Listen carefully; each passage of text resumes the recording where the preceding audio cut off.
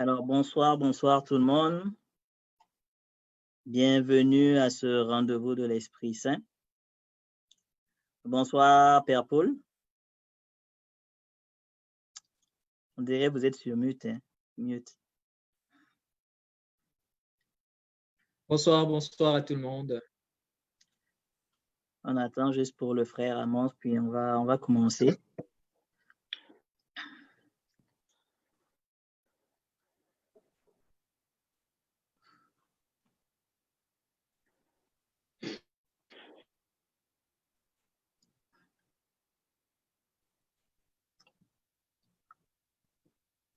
Bonsoir, frère Amos.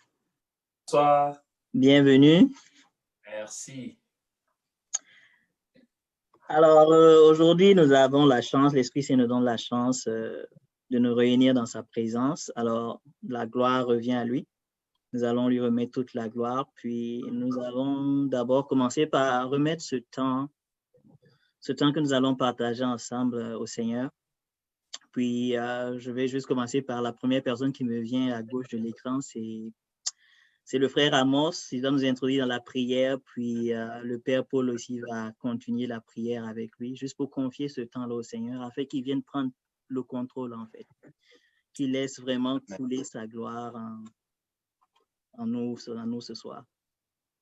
D'accord.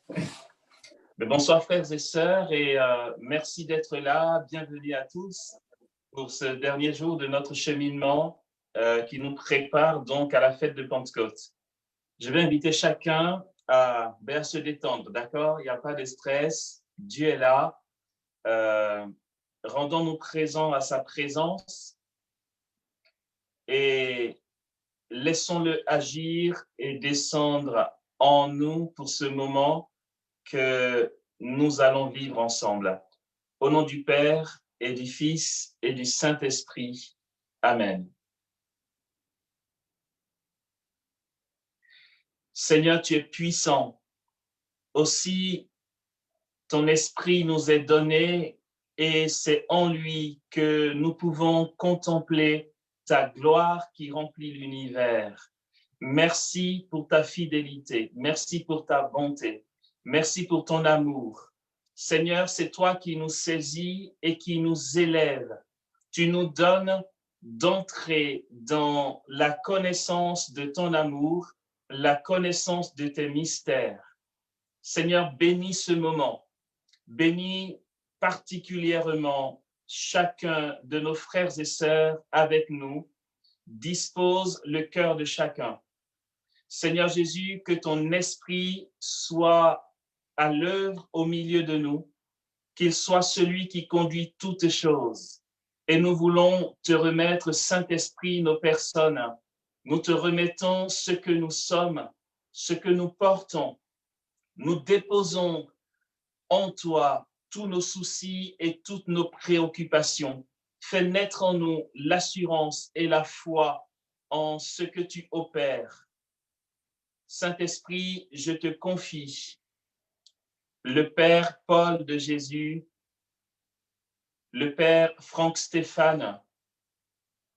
Je te demande, Seigneur, de les investir de ta grâce pour que tout ce qui sera dit soit dit en toi et que chaque mot qu'ils vont prononcer vienne de toi afin que nous entendions ce que nous avons besoin d'entendre pour fortifier notre foi, pour notre relèvement, mais aussi pour notre amour du ciel, notre amour du royaume des cieux, notre amour pour Dieu.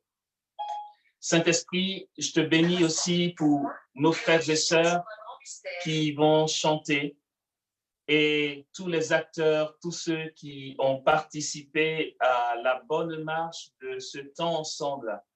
Que la parole qui va être entendue soit un feu et qu'elle transforme totalement nos vies.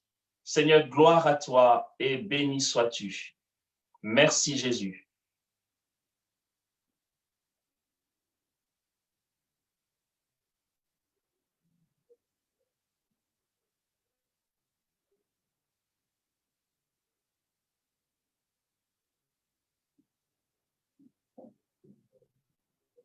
Réjouis-toi, Marie, pleine de grâce, le Seigneur est avec toi. Tu es bénie entre toutes les femmes, et Jésus, le fruit de ton sein, est béni.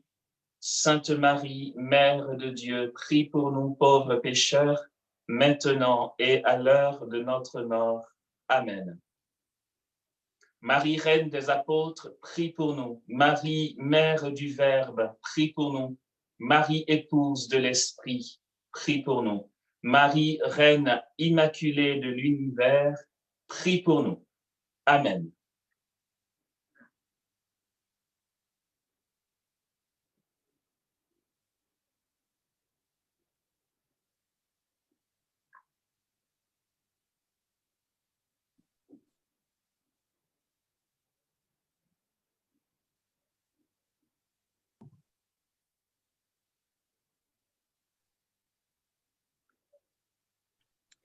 Amen. Alors, nous avons vraiment été bénis par les 2 derniers jours d'enseignement avec le frère Amos et le père Paul. Malheureusement, hier, pour des soucis qui ne dépendaient pas de notre volonté, on n'a pas pu terminer l'enseignement du père Stéphane. Mais bon, toute la gloire revient à Dieu. Donc, nous voulons d'abord vraiment dire merci au Seigneur pour ces 2 hommes, puis pour cette œuvre, en fait, qu'il a commencé en eux et nous sommes sûrs qu'il accomplira à la perfection et que toute la gloire lui revienne. Donc, ce soir, en fait, ce qu'on voulait faire, c'est vraiment continuer notre conversation de ces 3 derniers jours, en fait, et approfondir un peu. Nous savons que de chez vous, en fait, vous avez vraiment beaucoup de questions. Puis, nous allons vous permettre aussi de poser vos questions. Donc, n'hésitez surtout pas à poser vos questions par commentaire, en fait. Nous allons les recenser, puis le père Paul et le frère Amos vont essayer, avec l'inspiration du Saint-Esprit, bien sûr, de répondre à ces questions-là. Puis d'abord, nous voulons commencer juste, en fait, nous sommes à 2 jours pratiquement de la Pentecôte.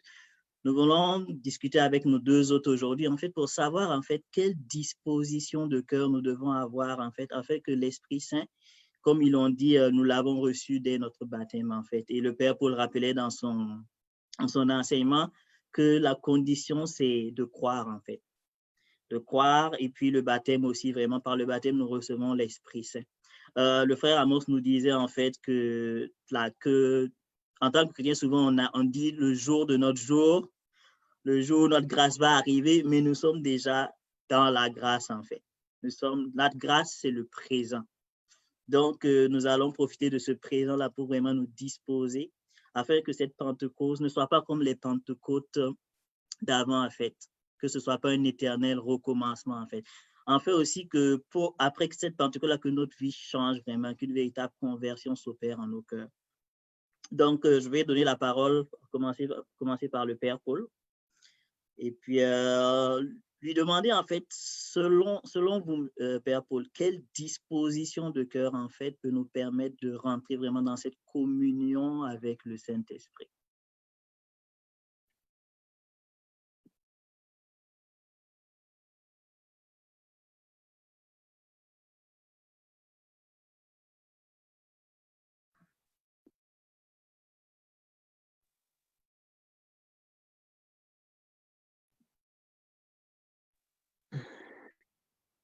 Alors, je ne sais pas ce que Salomon a dit en dernière minute. Il y a toujours ce problème de net, d'Internet, de bug. Mais si tu peux reprendre pour que je puisse suivre avec toi, il y a toujours un petit décalage. Donc, je n'ai pas bien prononcé pour que je puisse à la même dimension que tout le monde. Je m'excuse. Ok, je demandais, en fait, selon vous, quelle disposition de cœur faut-il avoir, en fait, pour recevoir le Saint-Esprit et pour vivre pleinement une intimité, une communion avec lui? D'accord. C'est moi qui commence alors. Oui. D'accord. Mais simplement, je veux juste rappeler une chose que Amos a dit, puis sur laquelle je suis revenu, qui me semble essentielle. La première des choses, c'est le désir. C'est le désir. En général, plus nous désirons quelque chose, plus notre être s'ouvre à ce que nous désirons. C'est un peu comme la foi. Plus je crois, plus une dimension de possibilité d'action de Dieu se fait présente. Donc, plus je désire le Saint-Esprit, parce que tout est d'abord cela. Si j'ai conscience qu'il est Dieu, et donc que je le désire fortement, que je fais de ce moment d'effusion le moment où le Saint-Esprit est la chose la plus essentielle en mon cœur que je veux avoir, ben déjà, ça, c'est l'une des choses qui me semble la plus élémentaire et la plus fondamentale quelque part. Parce que si on vient, c'est-à-dire on vient souvent au Saint-Esprit, à une effusion, puis on ne prend pas le temps de préparer son cœur, au sens de dire, j'ouvre vraiment mon cœur. Et puis, c'est la chose, c'est le moment le moment de ton moment, le jour de ton jour, comme on dit. C'est le moment qui compte le plus. Et c'est là, si le Seigneur perçoit en nous, il ne peut que déployer une certaine dynamique, on dit, un certain déploiement de sa grâce vers nous. Et moi, l'autre chose que j'ajouterais tout de suite, c'est qu'il y avait, quand on regarde les différents moments où l'Esprit Saint descend en termes d'effusion, où il vient donc en termes de puissance remplir les apôtres, les disciples, peu importe, ce qui frappe toujours, c'est qu'ils sont dans un état de prière. Ils sont toujours en état de prière. À certains moments aussi, on parle de jeûne, mais moi, je ne voudrais pas focaliser les gens sur le jeûne, mais d'abord, tout de suite, là, on remarque que c'est à chaque fois où on parle de prière que le Saint-Esprit se manifeste en termes de puissance, en termes d'effusion. Alors, nous sommes appelés peut-être pour ces jours d'effusion qu'on va connaître. Certains vont les connaître samedi, d'autres dimanche, je ne sais pas. Mais au moins, disposer notre cœur. Donc, un désir profond du Saint-Esprit comme l'être le plus important à recevoir, et de ne pas oublier que l'atmosphère de prière, donc de recueillement, d'ouverture à Dieu, est l'une des conditions, l'autre condition la plus essentielle. Alors, moi, je m'arrête là. Je vais peut-être continuer un peu, mais je vais permettre au frère Amos, s'il veut bien, de peut-être compléter ce qui pourrait être dit de plus. Oui, frère Amos.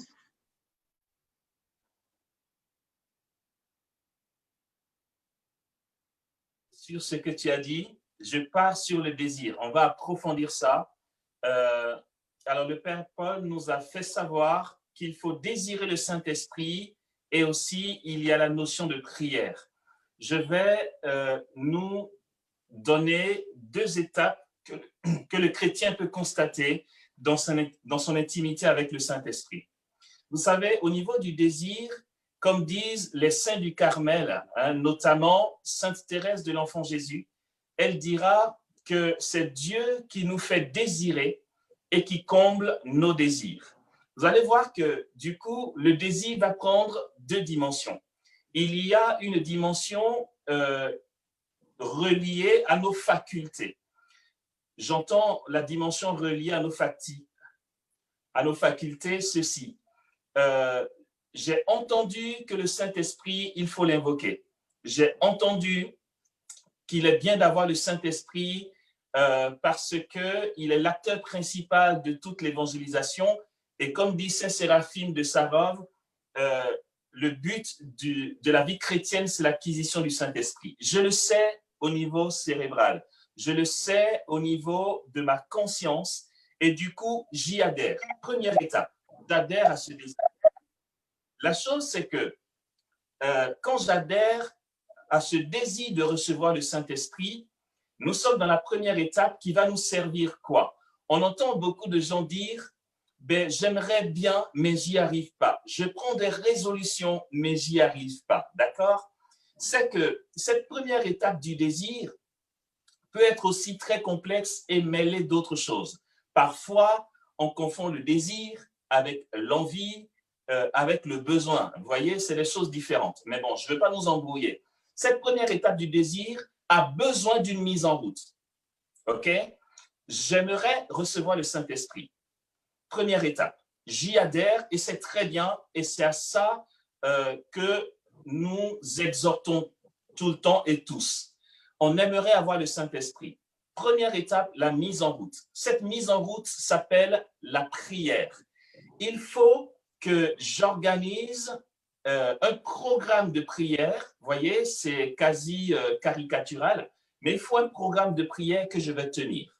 ce programme de prière que je vais tenir va me faire basculer dans la deuxième dimension du désir. C'est là où nous rejoignons Thérèse de Lisieux. C'est que, comme on dit couramment, l'appétit vient en mangeant, ok? C'est pareil pour la prière. Moins tu pries, moins tu as envie de prier. Heureusement que la vie chrétienne n'est pas assise sur les questions d'envie. Ce n'est pas parce qu'on n'a pas envie de prier qu'il ne faut pas prier. Mais de toute évidence, moins nous allons prier et moins nous aurons cet élan à aller prier. Parce que les désirs de la chair, nos passions charnelles vont prendre le dessus.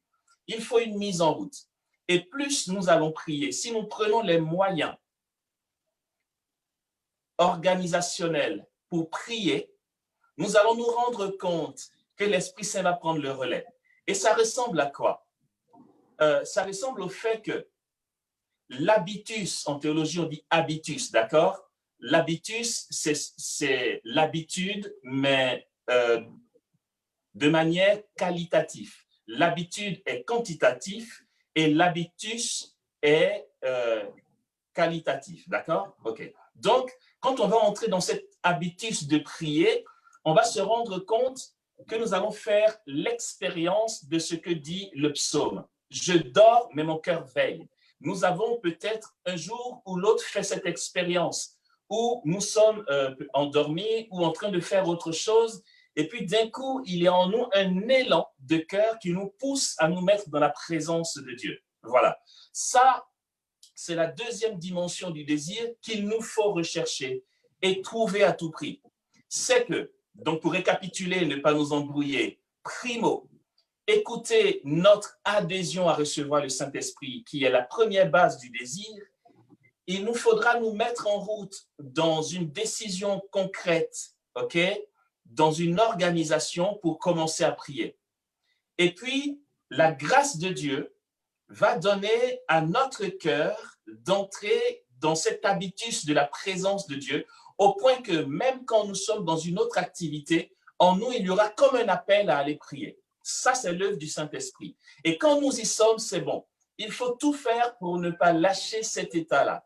C'est qu'en nous, la soif de Dieu va naître et c'est là où le Seigneur va vraiment attester notre soif de Dieu. Et quand on y est, alors le Saint-Esprit commence à nous faire grandir en lui. Dans ce cas-là, il faut y demeurer. Et là, nous faisons de grandes expériences du Saint-Esprit, de ses manifestations et de sa puissance. Je m'arrête là pour ne pas monopoliser la parole. Merci, frère Amos. Alors, le père Stéphane vient de nous rejoindre. Bienvenue, mon père.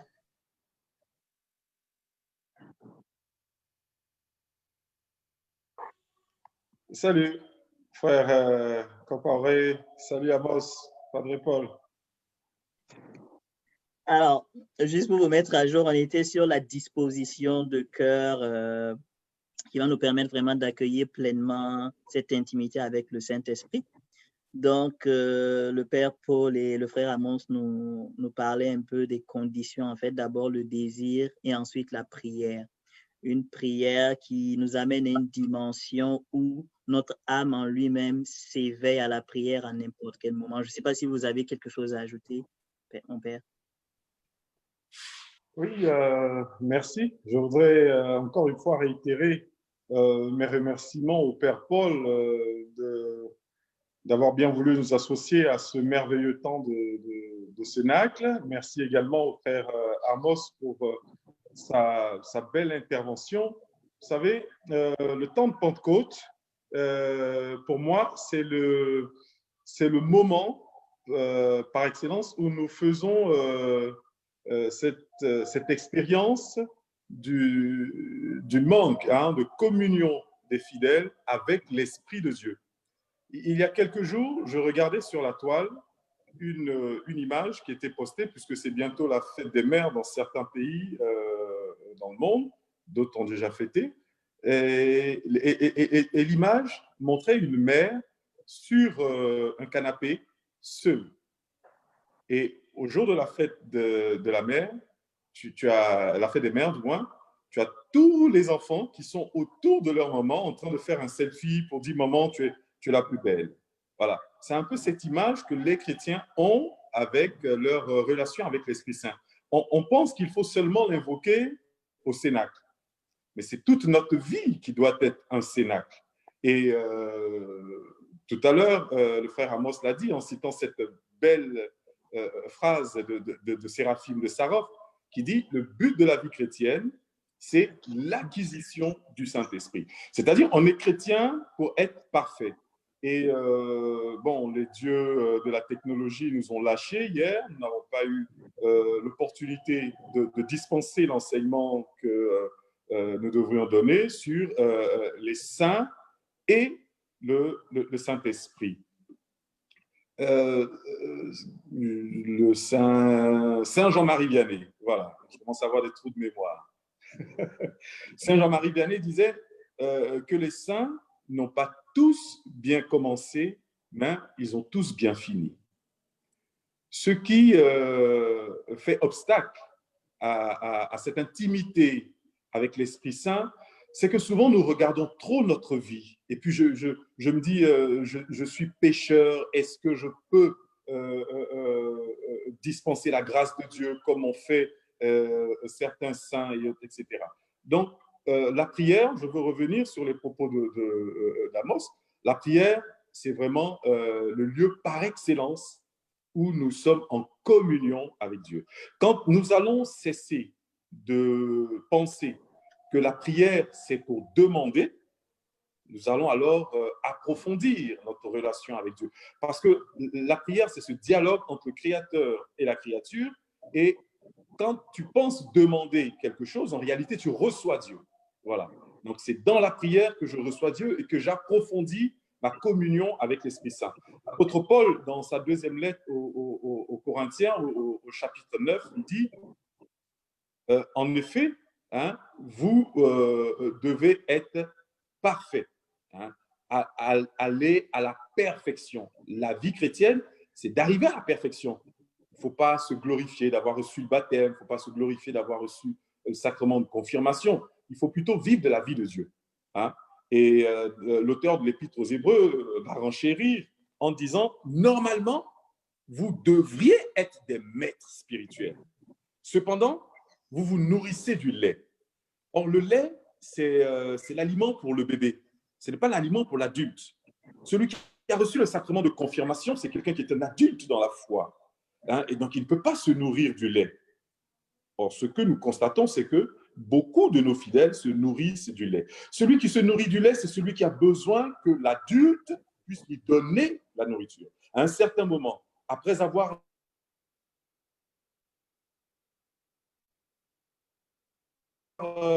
multiplié les actions, Je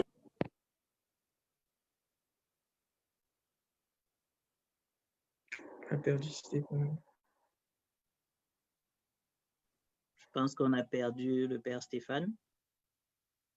Oui. Bon, on va essayer de continuer en espérant qu'il va nous rejoindre.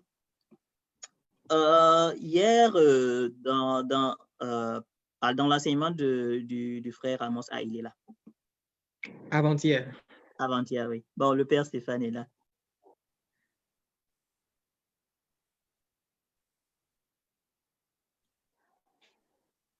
Vous êtes sur mute, oui.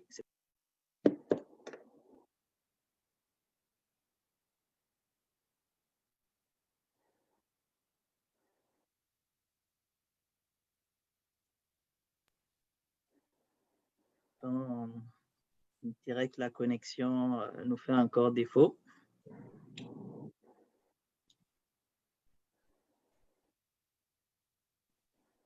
Bon, on va continuer, puis lorsqu'il va nous rejoindre, il pourra continuer sur son développement. Alors, c'était mardi, le frère Amos, dans son enseignement, il nous parlait de désappropriation. Puis le Père Paul également, lorsqu'il faisait son enseignement, il a dit, laisse l'Esprit s'exprimer en toi comme il veut, ce qu'il veut que nous soyons au moment où il veut que nous le soyons. Puis moi, je pense que c'est la partie où beaucoup de chrétiens butent en réalité. Moi, personnellement, c'est mon cas. Laisser l'Esprit prendre le contrôle, en fait, c'est en tant qu'humain, on a toujours besoin d'avoir le contrôle sur nos vies, sur certains aspects de nos vies. Ce n'est pas facile en tant qu'humain de relâcher ça, en fait, et puis de s'abandonner entièrement. Alors, dans votre expérience, à vous trois, dans votre expérience de vie chrétienne et de communion, comment vous arrivez, je sais que c'est un défi, je ne pense pas qu'il y ait un humain qui arrive à 100% à se défaire de sa profession, mais comment chaque jour vous arrivez à laisser le volant de votre vie? On peut commencer par le Père Stéphane, puisqu'il est de retour. Je ne sais pas s'il a entendu la question. Oui, j'ai entendu la question. D'abord, comment est-ce que je fais? On n'y arrive pas de nous-mêmes. Hein? De nos propres forces, nous ne pouvons pas être parfaits. Nous avons besoin d'ouvrir notre cœur à la dimension de l'amour du Christ et avoir pleinement confiance en lui. Vous savez, la première chose, quand tu commences à prier, c'est de savoir que le Seigneur est avec toi. C'est bien la prière du Notre Père qui est aux cieux, mais celui qui est aux cieux est en même temps dans ton cœur. Alors, trop de chrétiens pensent que Dieu est très loin, hein, sur un trône élevé, et on a besoin de crier, d'avoir un haut-parleur pour qu'il puisse entendre. Il est dans notre cœur. Saint Augustin dit, de ton cœur à Dieu, le chemin est court pour le rejoindre. Alors, moi, j'ai cette confiance-là, hein, de la proximité avec Dieu, pas parce que je suis juste, pas parce que je suis saint, hein, mais à cause des sacrements que j'ai reçus. Donc, ce sont ces sacrements qui me donnent de me rapprocher de Dieu, et à travers la prière, j'augmente, hein, mon désir de me perfectionner, de devenir un saint, hein, voilà, en quelque sorte. Donc, la prière est pour moi un outil nécessaire pour mon perfectionnement et la confiance en Dieu. Merci, ça me rappelle ce que le frère Amos disait la dernière fois, demander pour cette Pentecôte la grâce du renoncement. Est-ce que vous pouvez continuer sur ça, frère Amos?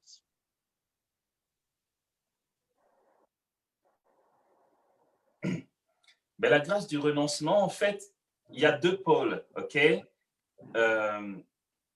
Du coup, ben voilà, il n'y a que deux. Deux choses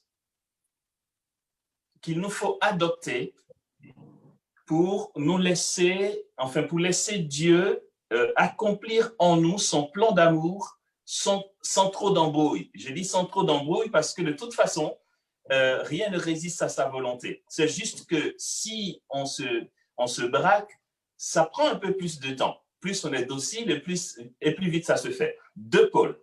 Moi, j'aurais dit, la prière, on revient à la même chose. Une prière intelligente, cette prière intelligente serait qualifiée comme quoi? Une prière où, comme vient de le dire le Père Stéphane, arrêter de demander des choses pour nous. Me mettre dans la présence de Dieu pour demeurer dans sa présence et rester dans sa présence gratuitement, lui laisse la latitude de tisser en nous la croissance de la vie divine. Donc, primo, cette prière continuelle et endurante, okay, demeurer en Dieu le plus longtemps possible qu'on peut, gratuitement, c'est très important. Parce que c'est vrai que vous pouvez voir quelqu'un être dans l'église, prier 3 heures, mais je caricature un peu, même si malheureusement c'est ce qui se passe. Je reste 3 heures dans l'église devant le Saint-Sacrement et de l'extérieur on dit « Waouh, quelle personne pieuse !» Mais ça peut être du gâchis, pourquoi? La personne peut être là, Seigneur, donne-moi mon visa, donne-moi mon visa, donne-moi mon visa, donne-moi mon visa pendant 3 heures. Jésus va dire, mais ça va, j'ai compris. Wow.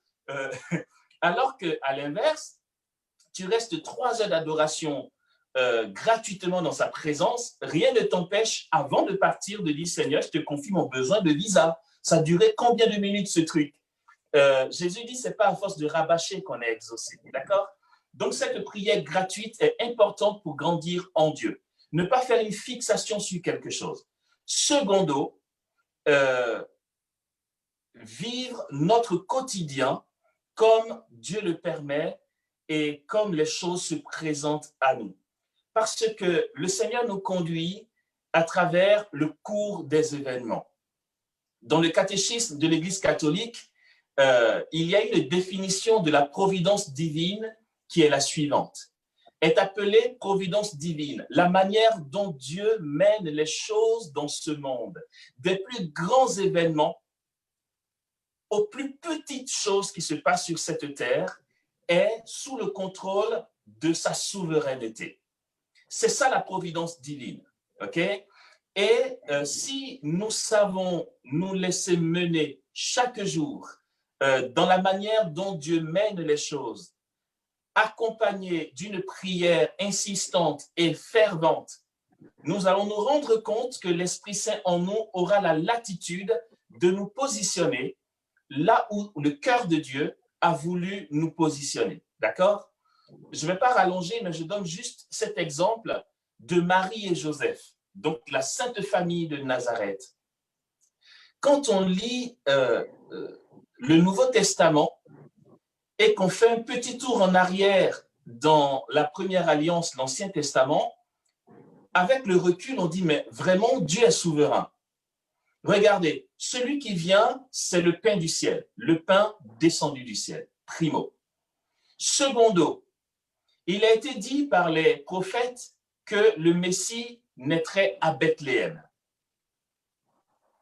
Tertio,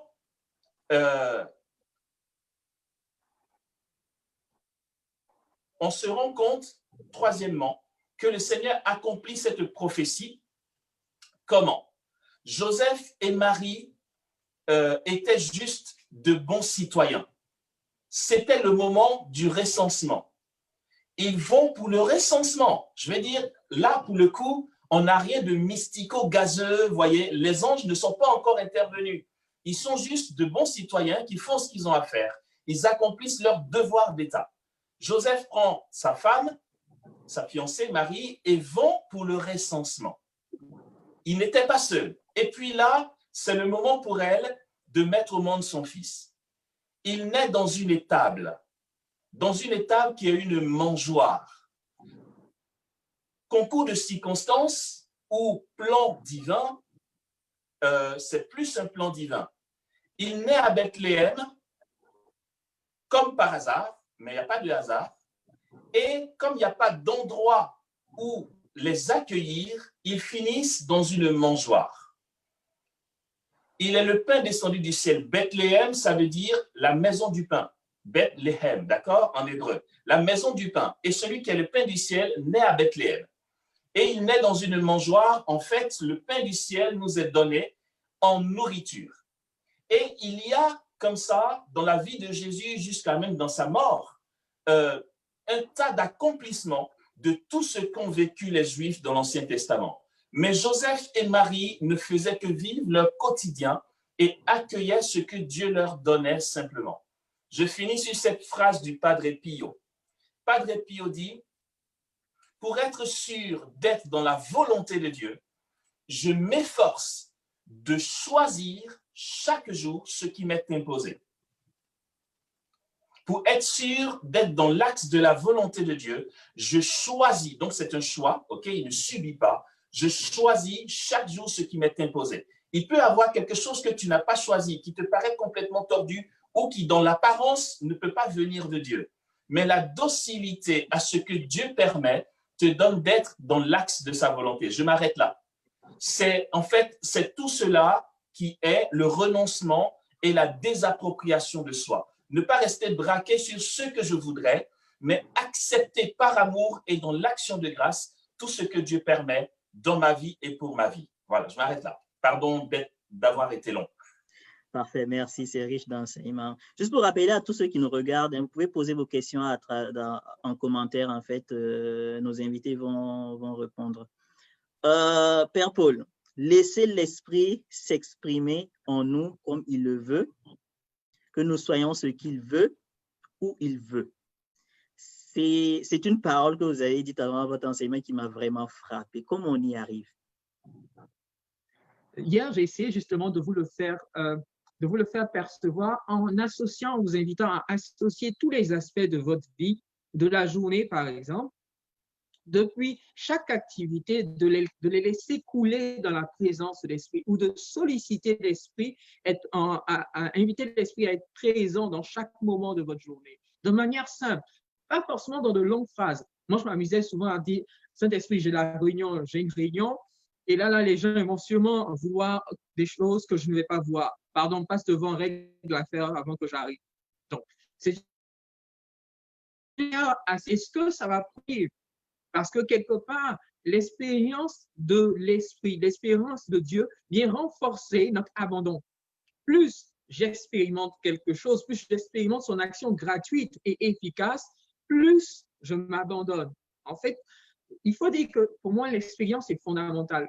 Pour que quelqu'un puisse s'abandonner totalement, je suis sûr que mes trois frères le vivent, mes frères le vivent aussi.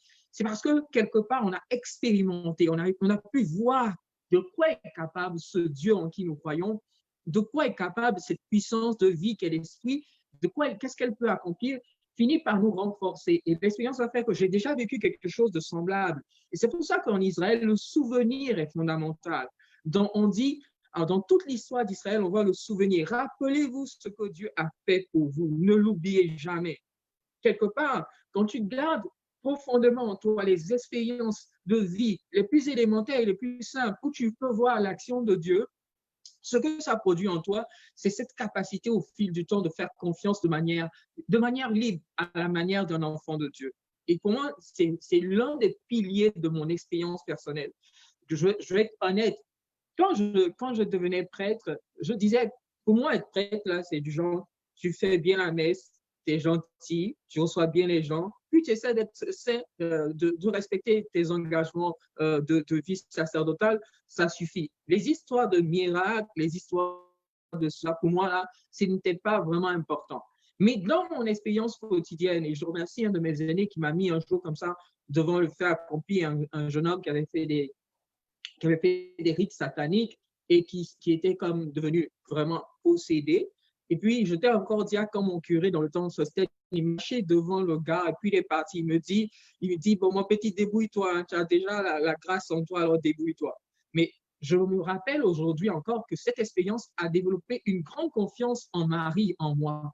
Parce qu'il y a eu des choses extraordinaires, mais c'est seulement quand on a invoqué Marie que la puissance s'est encore plus déployée.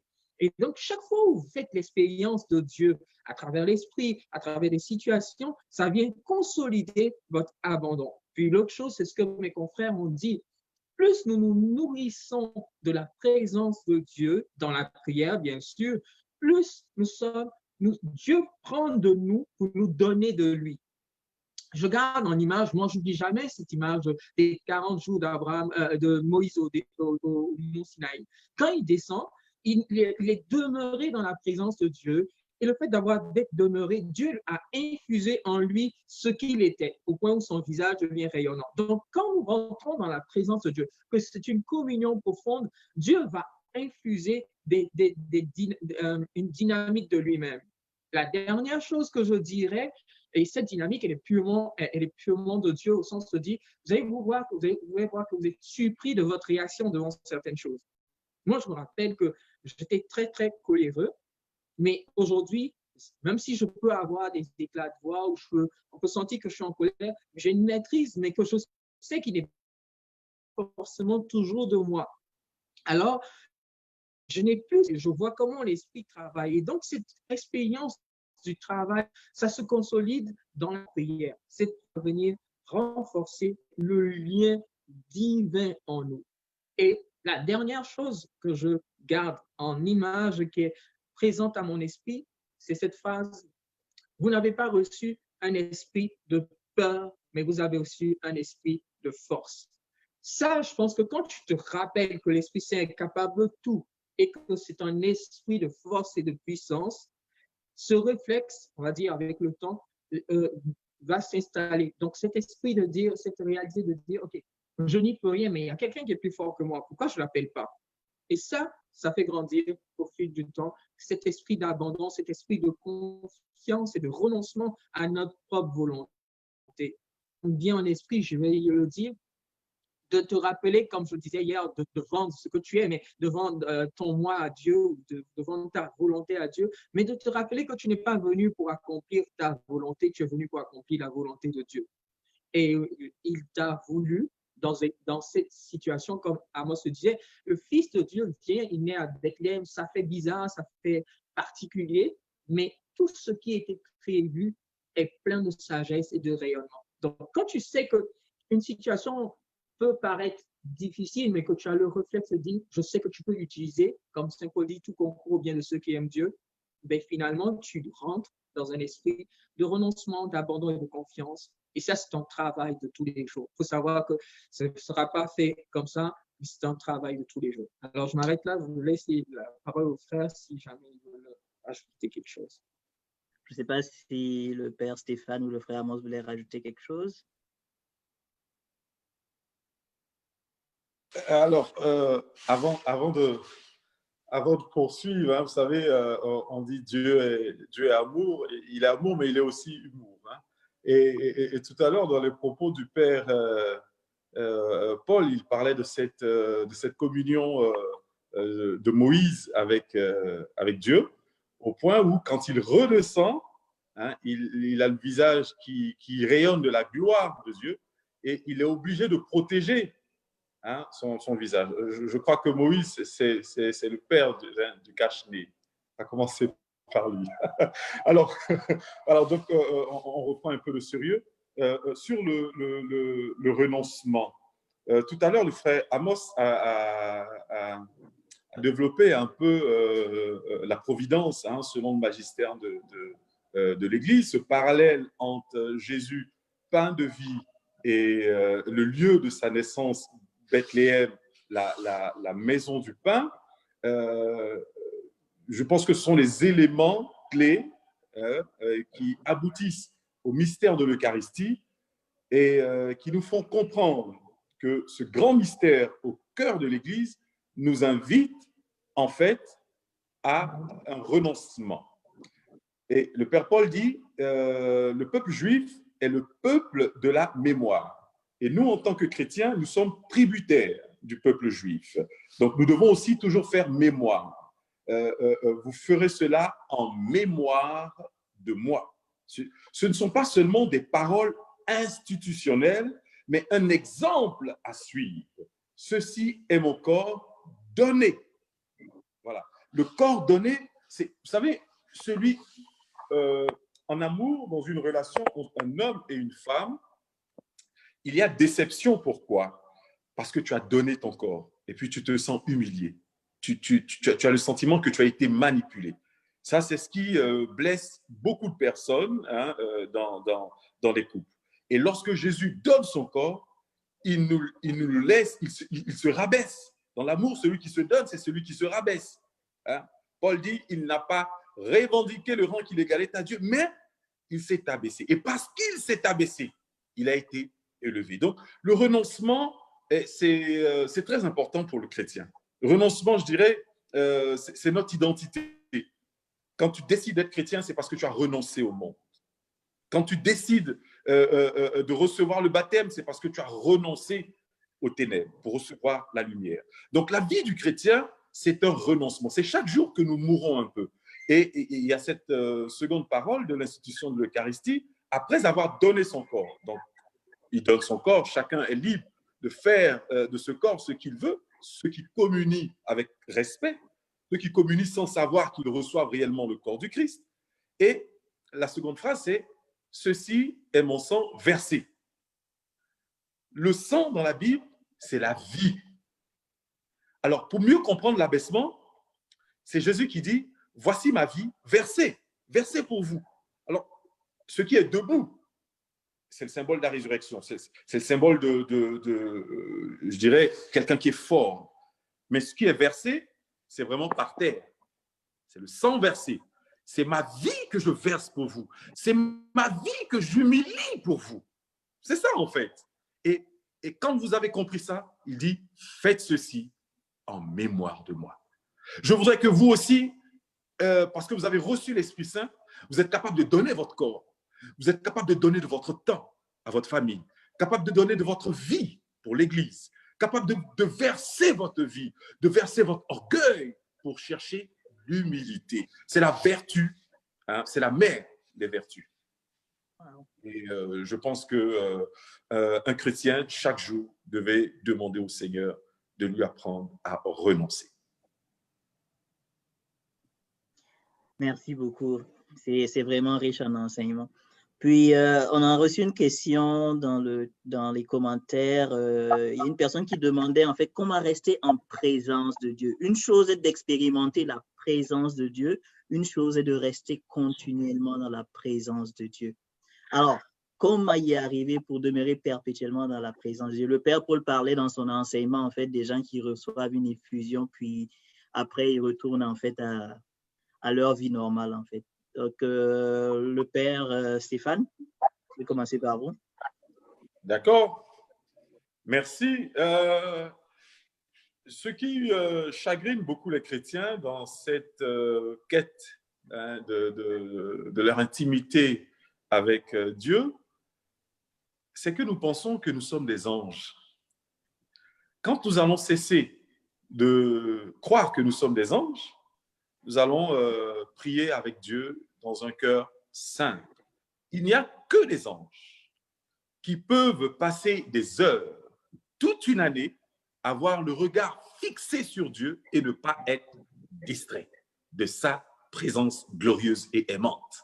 Mais nous, en tant qu'êtres de chair, il y a des moments où nous sommes présents à cette présence et il y a des moments où les difficultés de la vie, le poids hein, de la vie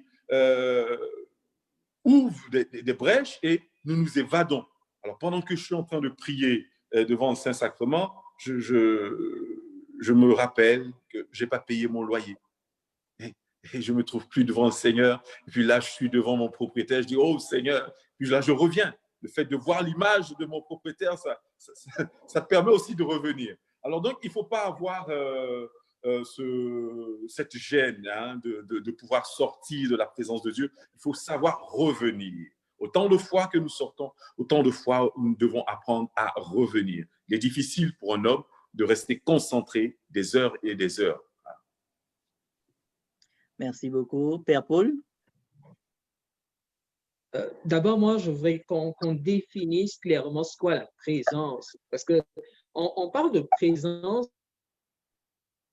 qui est, on va dire, c'est-à-dire, je peux être absent et présent pour Stéphane quand il était à travers un coup de fil, à travers quelque chose, peu importe. Donc, pour moi, si on veut définir la présence comme la présence des moines, des grands mystiques par rapport à Dieu, elle n'est pas donnée à tout le monde. Par contre, si on définit la présence comme le simple fait d'entrer dans la communion avec Dieu, je dirais que, tel que je l'ai défini hier justement, cette présence-là, elle est acquise à tout moment, elle est possible. Si on ne veut pas, c'est-à-dire, si, je prends un exemple, Stéphane disait qu'on est distrait. Pourquoi je n'utiliserais pas ma distraction au lieu qu'elle me fasse sortir de ma communion avec Dieu? Pourquoi je ne l'utiliserais pas comme un moyen pour pouvoir plutôt m'enraciner ma prière? J'ai vu mon propriétaire, ah Seigneur, ben, il va encore me demander mon loyer, ben, je te confie ça, et puis je passe à autre chose. Par contre, si je suis en train de regretter d'avoir eu une pensée, ce que je vais faire, je vais plus entraîner mon intelligence à réfléchir sur cette situation au lieu d'utiliser cette situation encore pour pouvoir m'exprimer et parler à Dieu. Alors, dans cette attitude, dans cette définition de la présence, pour moi, c'est juste le fait de rentrer dans un contact permanent avec Dieu. Et si c'est ça, c'est ce qu'on définit comme présence, parce que si vous ne faites pas... hier, je disais, il y a un gros problème dans la prière. Les gens pensent que prier, c'est forcément être institutionnalisé, matin, midi, soir. Mais prier, c'est à tout moment. Donc, on peut être en présence de Dieu à tout moment. Et quand on voit la vie de certains saints, c'est pas que tous les moments, ils priaient. Je pense le Saint Charbel qui balaye, qui prie. Il balaye, il est en mouvement, mais il prie. Donc, c'est pour dire que le lieu, la condition n'est pas importante, mais l'état intérieur, le désir de rencontrer, la nécessité de dialogue va faire que finalement, vous êtes présent à Dieu continuellement. Et l'autre chose, c'est ce que Stéphane dit, faut pas rougir d'être humain souvent. Parce que si tu rougis d'être humain, tu tomberas forcément dans l'orgueil ou dans la déchéance, c'est-à-dire dans le désespoir de voir que tu ne seras jamais parfait. Et je veux retenir cette phrase en disant ceci. Les saints, c'est des chefs-d'œuvre du Saint-Esprit. Donc, nous-mêmes, nous ne nous sanctifions pas et c'est le Saint-Esprit qui nous sanctifie. Donc, les saints, c'est des chefs-d'œuvre du Saint-Esprit. Alors, dans la prière, c'est le Saint-Esprit qui prie. Et l'autre, je termine avec ça, pour dire que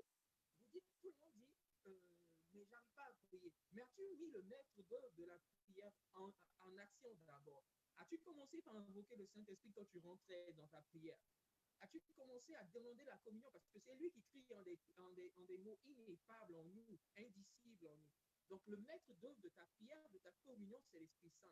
Et si tu demeures en communion avec l'Esprit Saint, tu ne peux pas demeurer toute une journée, c'est évident. Mais si tu demeures en communion avec l'Esprit Saint, ce qui va se passer, c'est que tu es comme ton côté intellectuel va comme s'endormir et c'est le côté intelligence de l'âme qui va s'élever et rentrer dans une dimension d'intimité plus grande et plus profonde avec Dieu. Mais ça, c'est nous qui devons le travailler. Parce que si tu veux prier de ta propre intelligence, là, ça ne va pas fonctionner.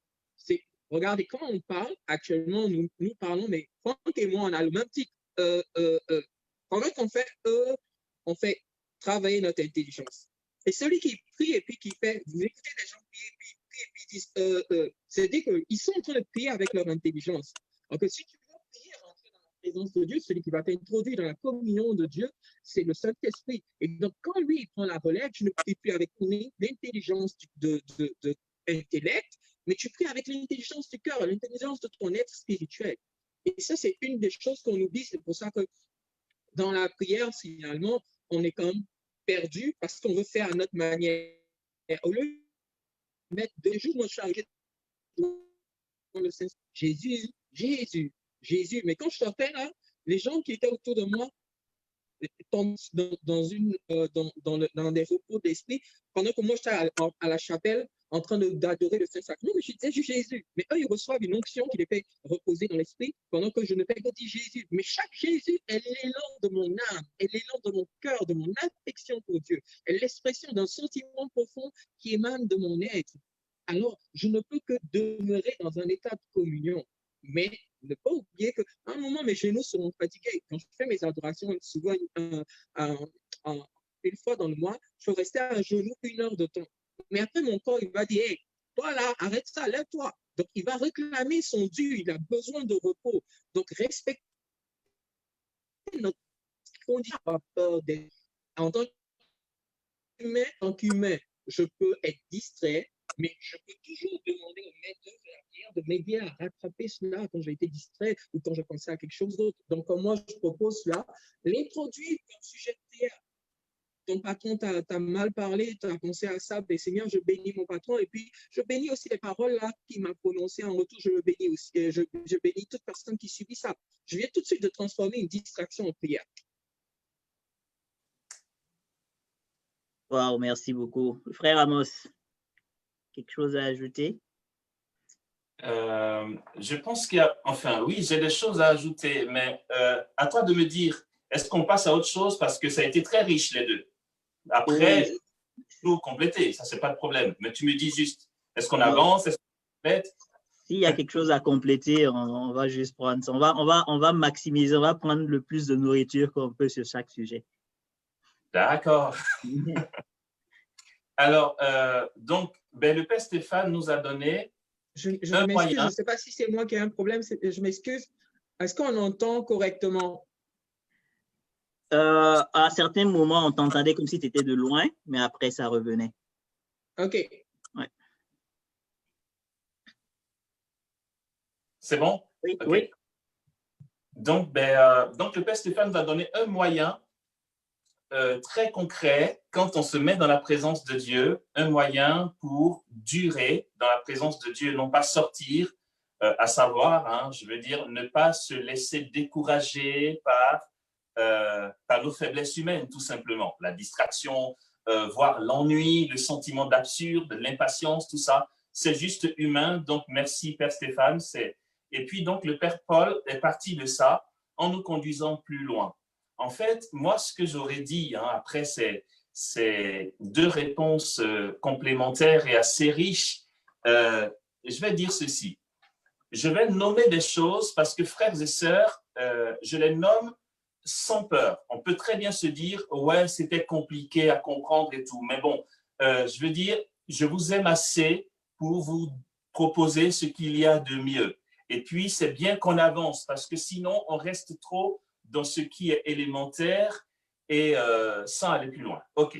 Donc, ce que moi, je vais dire, c'est que je vais partir de ce que nous dit Sainte Thérèse d'Avila. De toute façon, frères et sœurs, c'est bien qu'on se le dise. Il est impossible, je pèse mes mots, il est impossible pour toi et pour moi, humainement parlant, d'être fixé, concentré sur Jésus sans distraction ou encore être recueilli au point de sentir notre cœur à cœur de manière intense. C'est impossible, il ne faut pas rêver. D'accord? Donc, si tu vas te mettre en adoration ou en cœur à cœur ou en oraison, ne te laisse pas décourager par l'imperfection que tu peux constater. Mais c'est toi qui le constates. Qui te dit que ta prière a été bonne ou mauvaise? Ça ne te regarde pas. Ce qui dépend de toi, c'est ta volonté d'être là. Okay? Aux écoles de prière, on le rappelle souvent, une prière ou une adoration réussie est une prière ou une adoration voulue.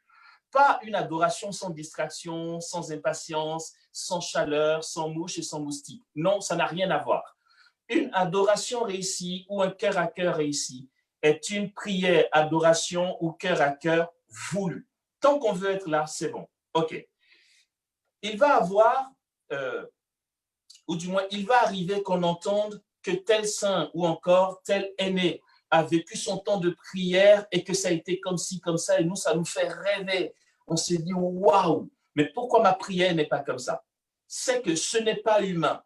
J'aime bien cet exemple du Père Paul, qui dit qu'il fait l'expérience de rester à genoux longtemps parce que le Seigneur prend le relais justement. Ce n'est pas un savoir-faire humain. Ce n'est pas une méthode qu'on va vous donner. Nous ne sommes pas des bouddhistes et nous ne sommes pas du New Age, d'accord? On n'est pas non plus dans le yoga ou quoi que ce soit. Ce n'est pas chrétien. Nous sommes simplement humains et la grâce nous vient au secours. Sainte Thérèse d'Avila va parler de château intérieur. Okay? Elle dit dans la croissance d'union à Dieu, il y a 7 demeures du château intérieur. Et elle va définir les grâces attachées à chaque demeure. Dans la 3e demeure, elle va parler de l'expérience du recueillement surnaturel. C'est une grâce. C'est comme si on te disait, l'Esprit Saint donne la grâce de prier en langue. On sait très bien que la prophétie, la prière en langue, la parole de connaissance immédiate ne peuvent pas venir d'un savoir-faire humain. C'est un charisme, un don du Saint-Esprit. Pareillement, à la 3e demeure, l'âme constate ce qu'est le recueillement surnaturel. Ça représente quoi? Tu viens t'asseoir pour l'adoration et quand tu ouvres les yeux, que tu regardes ta montre, tu te rends compte que tu as fait 1h30, 2h, mais que tu n'as pas senti. Ce n'est pas un savoir-faire. Tu as été saisi par la grâce et tu as été porté. Et cette grâce-là ne vient pas une fois par-ci, une fois par-là. C'est une croissance, c'est un parcours. Okay? À un certain moment, donc dans la 3e demeure, l'âme se rend compte, ça ne veut pas dire qu'elle n'est plus distraite. Non, je vais en dire 2 mots.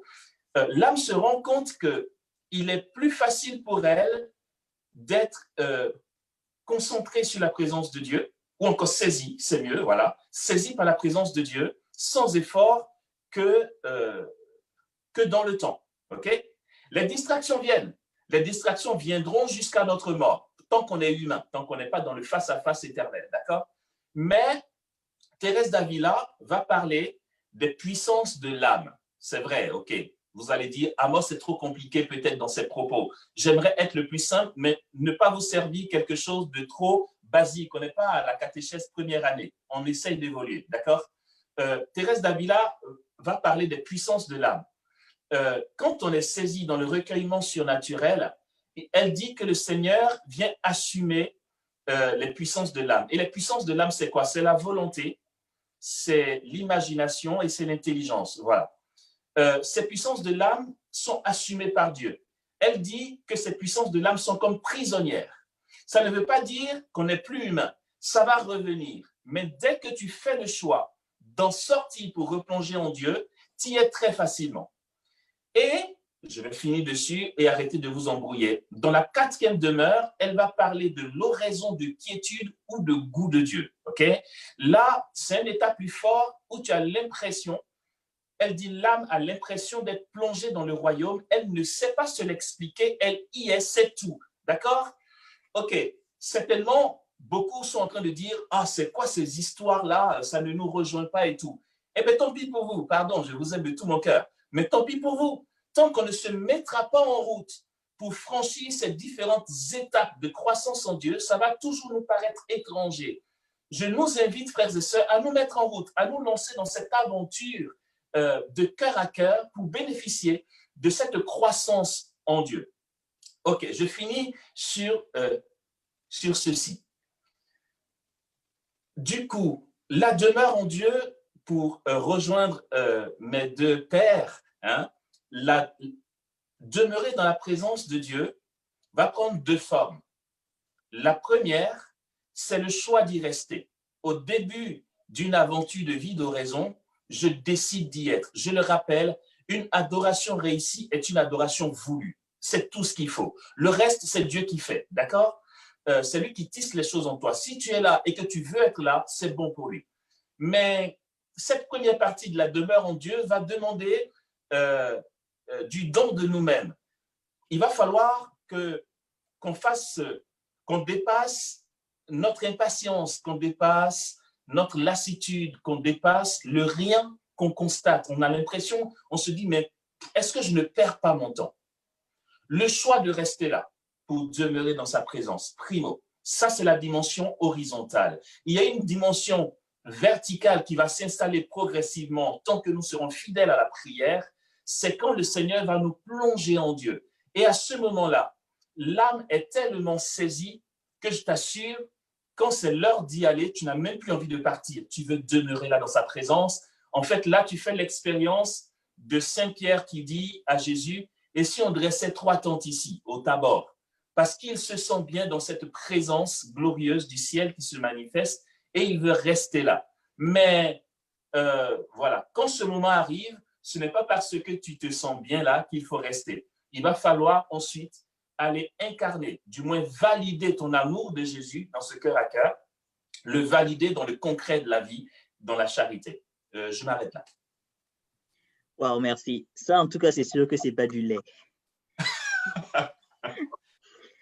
OK, on a une autre question, en fait. Une personne qui demande, en fait, comment prendre une décision et être sûr que c'est la volonté de Dieu.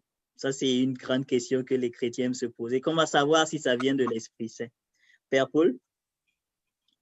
Seulement, je n'ai pas vraiment de volume, donc on va commencer par les autres. Je vais me déconnecter pour me reconnecter. Donc, parce que je n'ai pas de volume, je j'entends pas vraiment, j'entends à peine. Donc, je vais juste me déconnecter pour me reconnecter. OK. Donc, Père Stéphane, je ne sais pas si vous voulez prendre le lead avec cette question. Une question? Oui. La question, c'est comment prendre une décision et être sûr que c'est la volonté de Dieu. Autrement, comment savoir si ça vient de l'Esprit Saint? Merci. Ouais, comme tu l'as dit, c'est un peu l'inquiétude des chrétiens qui ils veulent toujours des signes, en fait. C'est le fait de toujours vouloir chercher des signes. Est-ce que cela vient de Dieu? Est-ce que cela vient de l'Esprit Saint et autres, etc. Donc, quand on a des difficultés, on se dit automatiquement que ça ne vient pas de Dieu. Ce n'est pas ce qui est bon seulement qui vient de Dieu. Une épreuve aussi peut venir de Dieu. Je dirais que l'erreur que beaucoup de chrétiens font, c'est de prendre des décisions et après consulter Dieu. il faut d'abord prier avant de prendre une décision. Vous voyez, la vie de Jésus, elle est orientée par la prière, elle est gouvernée par la prière. Il ne fait rien sans la prière. Avant de choisir les apôtres, il prie et il va choisir les 12. Mais parmi les 12, il y a Judas. Il est Dieu. Il sonde les cœurs et les reins. L'acte que Judas va commettre au jeudi saint, il le sait déjà, mais il choisit. Est-ce à dire que le choix de Jésus n'était pas de Dieu? Souvent, on prie et on se dit, bon, le mariage était, ma relation partait bien, et pourquoi ça volait en éclats? C'est que ça ne venait pas de Dieu. Non. Tout à l'heure, le frère Amos l'a dit, il ne nous revient pas de juger la qualité de notre prière. D'abord, c'est de prier avant de prendre toute décision. Et comme dit la parole de Dieu, les bénédictions de Dieu sont suivies d'aucun chagrin. La certitude que Dieu agrée ma prière, c'est cette profonde paix dans laquelle je suis plongé. Maintenant, il peut y avoir des accidents. Les accidents sont, je dirais, les difficultés qu'on peut rencontrer sur le chemin. Voilà. Dieu demande à Moïse de faire sortir le peuple, et puis pour lui, c'était une marche peut-être qui allait durer une semaine. Est-ce que ça veut dire que le fait qu'ils aient pérégriné 40 ans dans le désert et qu'ils aient tourné en rond, donc Dieu n'était pas avec Moïse? Non. Chaque jour, comme l'a dit le frère Amos en citant Padre Pio, c'est de choisir. J'ai prié, j'ai pris une décision, j'y vais, mais lorsque les difficultés se présentent à moi, j'assume mon choix et toujours dans la prière, j'arrive à discerner et puis à éclaircir ce ciel gris qui me fait douter de la présence de Dieu ou bien de la voix de Dieu. Une chose est sûre, Dieu ne parlera pas avec une grosse voix, un peu comme la mienne. On dit, ouais, j'ai écouté ta prière. Non, c'est pas ça. C'est vraiment une petite voix. C'est la voix de l'enfance, comme dit Thérèse à Jésus. Mais c'est la quiétude. La quiétude. Vous savez, quand tu prends une décision et que ça vient de Dieu, tu es toujours heureux. C'est vrai que c'est difficile. C'est difficile. Moi, je me rappelle dans mon récit de vocation, quand je quittais le monde, j'ai un ami un jour qui m'a dit, je lui ai dit non, bon, il faut qu'on arrête tout ça. Il m'a dit, est-ce que tu es capable d'assumer ce choix, de ne plus avoir tout cet argent? J'ai dit oui, c'est un choix que je fais et je suis sûr que Dieu me donnera les moyens. Mais en cours de chemin, j'ai eu des persécutions. Mais je n'ai pas désespéré. Ce n'est pas pour autant que je me suis mis à douter du premier choix que j'ai eu à faire. Nous devons toujours nous rappeler de notre premier amour. C'est ce qui nous permet d'avancer. Donc, à ceux qui demandent comment discerner, je dis simplement la paix du cœur, c'est-à-dire prier et puis avoir cette paix intérieure qui nous fait avancer. Merci beaucoup, Père Stéphane. Père Paul, je ne sais pas si vous avez quelque chose à ajouter. Comment reconnaître la voix de l'Esprit Saint? J'espère que votre connexion est mieux.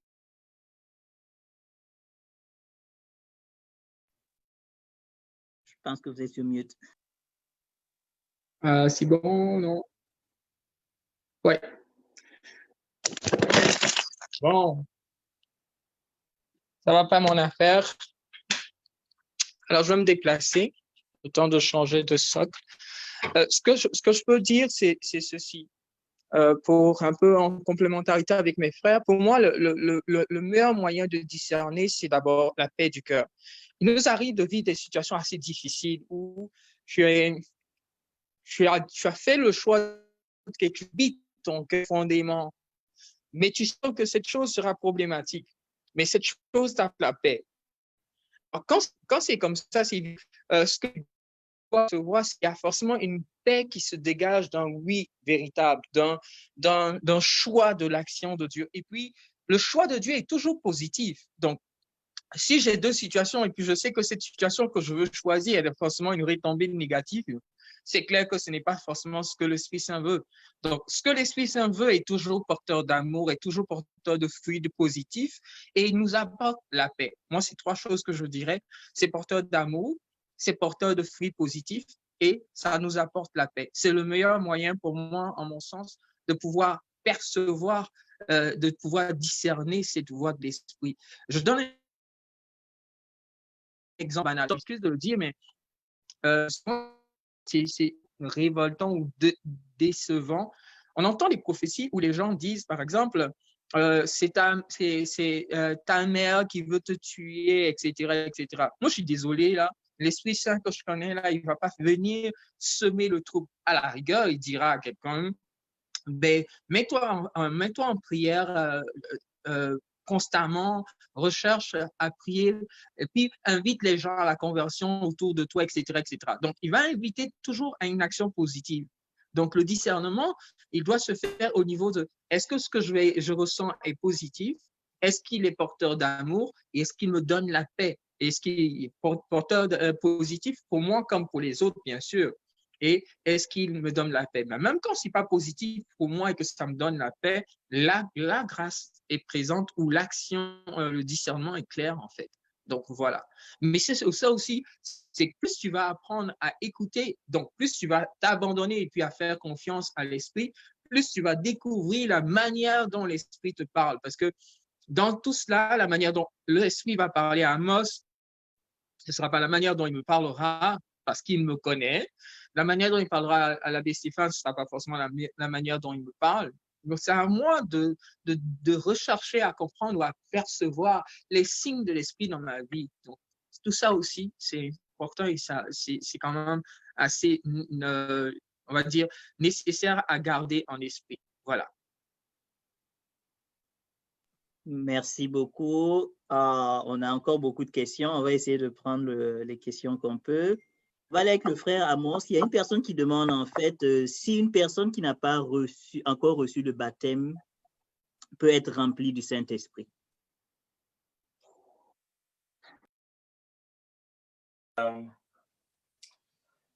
Alors, d'entrée de jeu, je dis oui. Je dis oui parce qu'en fait, c'est l'Esprit Saint qui va nous donner d'adhérer au baptême. D'accord? Je dis oui dans ce sens que la présence de l'Esprit dans cet individu va le pousser à une communion avec Dieu sacramentelle. Ça donne les catéchumènes, d'accord?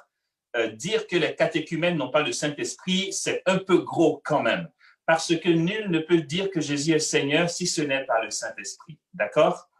Par ailleurs, l'Église est très claire. Le Seigneur achève en nous toute sanctification et il nous fait grandir dans la vie divine à travers les sacrements. Même si l'Église continue en disant, mais Dieu, dans sa souveraine liberté, peut accorder à un non-baptisé les mêmes bénéfices qu'à un baptisé. Il est souverainement libre. Donc, c'est tout à fait possible et ça se voit. De toute façon, on ne fait pas attention. Moi, je connais des personnes pas encore baptisées qui prient en langue et qui prophétisent. On a envie de dire, mais tais-toi, tu n'es pas encore baptisé, est-ce que c'est vrai? Mais pourtant, c'est vérifié, ça porte de bons fruits. D'accord? Ce que l'Esprit Saint va faire, parce que Dieu est souverainement libre, c'est de ramener le cœur des hommes vers Dieu. La preuve, c'est que quand un catéchumène décède dans l'Église, il a des obsèques chrétiens. Pourtant, il n'est pas baptisé. Pour la simple raison que son statut de catéchumène est la preuve que son cœur a adhéré à Jésus. C'est l'Église qui lui a dit, attends qu'on te forme avant le baptême. Parce que si c'est lui, tu le baptises tout de suite, il est OK. D'accord? C'est déjà le travail de l'Esprit Saint en lui qui le pousse vers le baptême, qui est l'ouverture à la plénitude de la grâce. D'accord?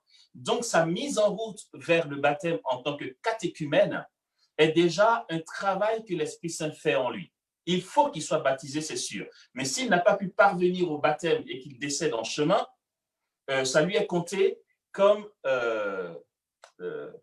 bénédiction, dans ce sens qu'il fait déjà partie de la famille de Dieu, vu que son cœur y a adhéré. D'accord? Supposons qu'on prenne quelqu'un qui n'est pas encore catéchumène. Ici, il me vient l'épisode de Moïse, hein, Eldad et Médad, dans le livre des Nombres. Les anciens vont dire à Moïse, non mais attends, regarde, il y en a deux là-bas qui se mettent à parler et à prophétiser alors qu'ils ne font pas partie de notre collège. Enfin, c'est qui cela?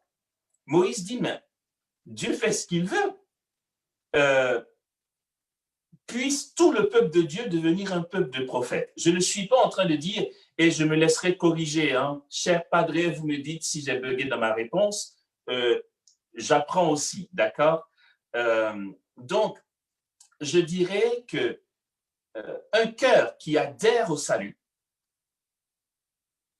est un cœur saisi par le Saint-Esprit. Il ne peut pas en être autrement. De toute façon, la parole de Dieu qui est prêchée, qui est proclamée, est l'esprit et donne la vie, dit Jésus. Cette parole touche le cœur de l'individu, est convaincu, c'est déjà l'agir du Saint-Esprit en cette personne. Si avant le baptême, la personne donne tout son cœur et beaucoup de son temps à demeurer en Dieu dans la prière, mais bien sûr que l'Esprit Saint agira en elle pleinement. Il ne dira pas, ah non, ben, écoute, tu pries beaucoup, mais pour l'instant, tu n'es pas baptisé, alors je ne peux pas trop agir. Si tu pries, le Seigneur agit en toi. Voilà, je m'arrête là pour ne pas monopoliser la parole et je laisse mes deux pères arrondir les bords et donner précisément s'il y a des erreurs dans mes propos. Père Stéphane, je ne sais pas si vous voulez ajouter quelque chose.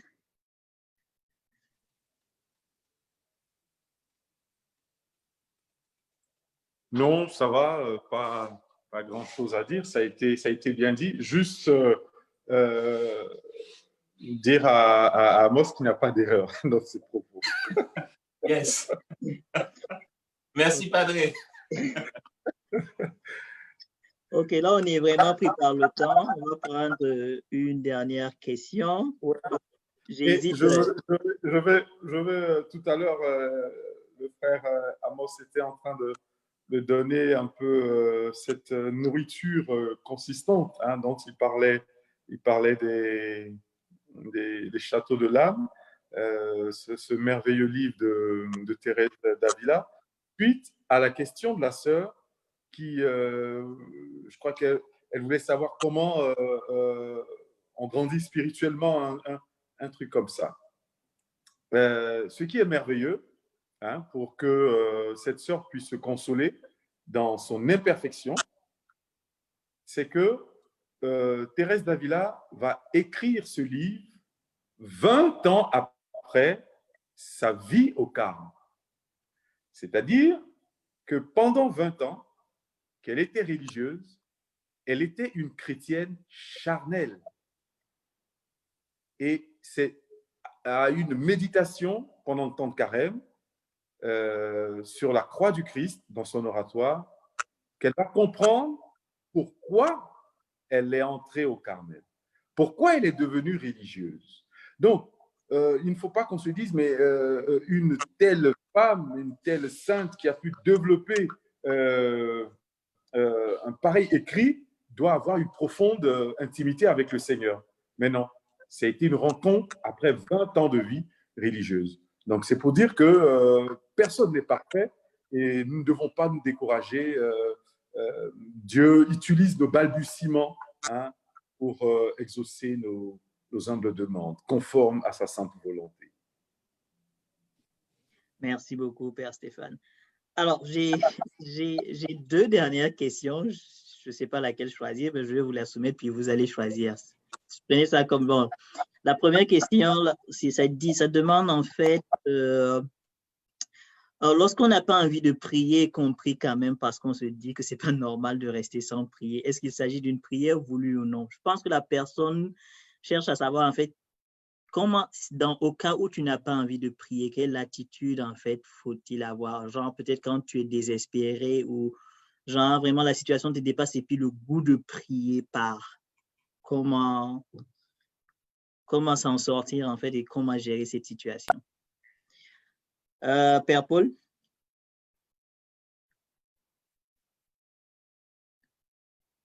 D'accord. Je vais donner quelque chose que je regarde personnellement pour moi. Il y a une chose que je sais qui est motivant, c'est l'amour. C'est l'amour. Et tout ce qui est, c'est-à-dire que quand on a fait le choix de l'amour, quand on a vraiment fait le choix de l'amour, ce qui va se passer en nous, c'est qu'il y a rien de, comment je peux dire, il n'y a rien de fade en amour. Donc, le gros problème, c'est je suis peut-être fatigué ou je n'ai pas le goût de prier, mais est-ce que ça m'empêche d'arrêter d'aimer? Donc, l'amour que j'ai pour moi, je peux l'exprimer juste une phrase. Seigneur, aujourd'hui, je n'ai vraiment pas envie de parler, puis je suis fatigué, mais je t'aime. Et même dans mon cœur calme ou dans mon silence, tu demeures le centre, tu demeures l'amour. C'est une belle prière que tu as faite. On veut résumer la prière en termes de longueur, en termes de qualité de temps. La prière, c'est plus une question d'amour, de relation d'amour. Moi, je pense que c'est important d'insister dessus. Puis, l'autre chose, mais ça, c'est un état à rechercher. On peut aussi le percevoir comme grâce. Dans un certain état, souvent, quand je suis très fatigué, je dis, Seigneur, que mon âme prenne le relais. Comme le psalmiste dit, mon âme, donc, demeure devant Dieu. Quand on lit les psaumes, il y a toujours cette question de l'âme qui revient. Et donc, moi, je dis, quand mon corps est fatigué, c'est mon corps va se reposer. Il a besoin de son repos ou il n'est pas intéressé. Mais je veux que l'âme prenne le relais en moi. Donc, souvent, deux perspectives à garder. Une où on exprime simplement l'amour, l'autre où l'âme peut prendre le relais de notre état de vie. Et puis l'âme, à ce moment, peut même nous ramener à l'essentiel petit à petit. Donc, il va arriver des moments où on n'aura pas envie de prier. Ça va arriver. Moi, en tout cas, je ne sais pas si tous les autres, moi, ça m'arrive souvent des jours où je n'ai pas envie de prier. Mais quand c'est comme ça, je me rappelle ce que mon âme, ce que j'ai comme amour pour Dieu, ce que ma prière représente. Et quand je ne peux pas du tout là, je demande simplement à mon âme de prendre le relais, de se tenir en présence de Dieu à la place de tout ce que je suis en tant que corps, âme et esprit. Voilà ce que je dirais.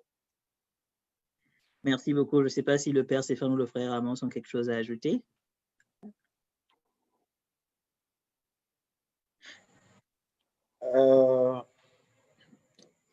Je voudrais, moi, faire intervenir la petite Thérèse de Lisieux, qui dit « La prière, c'est un élan du cœur, un regard jeté vers le ciel, un cri d'action de grâce dans le bonheur comme dans le malheur. » Alors, cette définition de la prière de Thérèse, c'est parfait. Un élan de cœur. Donc, qui parle d'élan, parle d'une volonté. Hein? C'est moins, on n'impose pas la prière. Elle ne s'impose pas. La prière, c'est un dialogue avec Dieu, c'est un commerce d'amour. Donc, un élan de cœur et un regard jeté vers le ciel. C'est d'abord ça. Et ce cri d'action de grâce, comme elle dit, dans le bonheur comme dans le malheur. Ce qui fait que souvent, on n'arrive pas à prier, ce sont les soucis. On veut seulement prier quand on se sent bien ou quand on a besoin de quelque chose. Donc, ce n'est pas ça la prière. Je pense que l'Esprit Saint doit travailler en nous pour nous convertir, pour que nous puissions savoir que la prière, en fait, ce n'est pas quelque chose à marchander, hein, à recevoir, mais c'est plutôt notre communion avec Dieu. Il ne faut pas qu'elle se sente obligée de prier si elle n'a pas envie de prier. Parce que prier, c'est se tenir devant Dieu. Et quand tu te tiens devant Dieu, je pense que tu te tiens devant ton amant. Tu te tiens devant celui que tu aimes. Et dire que je n'ai pas envie de prier, c'est comme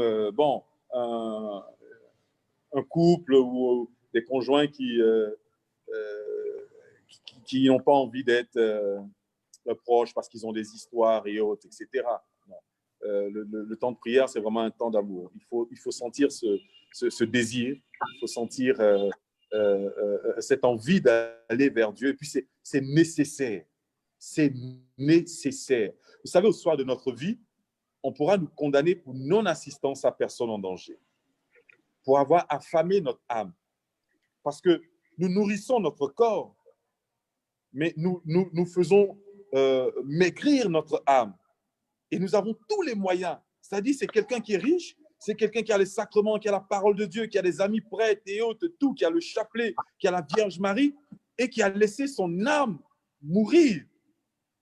Mais il te faudra un très bon avocat ce jour-là au tribunal divin. Peut-être qu'Amos pourra le faire. Hein? Non, priez parce que c'est nécessaire. Saint Jean-Marie Vianney dit « La prière est à l'âme ce que la pluie est à la terre. » De la même manière que la pluie féconde la terre, il en est ainsi pour la prière. Elle féconde l'âme. Prions, soyons des orants, hein, et nous allons être des êtres parfaits selon la volonté de Dieu. Merci beaucoup à vous. Alors, je pense qu'on tire vraiment à la fin de notre live. Puis, il y a une dernière question, mais je vais vous la poser. Je n'ai pas voulu la poser parce qu'elle va prendre plus de temps. On demande, en fait, beaucoup de gens, c'est revenu 2 à 3 fois, beaucoup de gens demandent comment l'Esprit Saint vous a conduit chacun dans votre vocation. C'est vrai. Je ne pense pas qu'on peut essayer de, si vous pouvez répondre à cette question en 1-2 minutes, ben, ce serait apprécié. On va commencer par le frère Amos.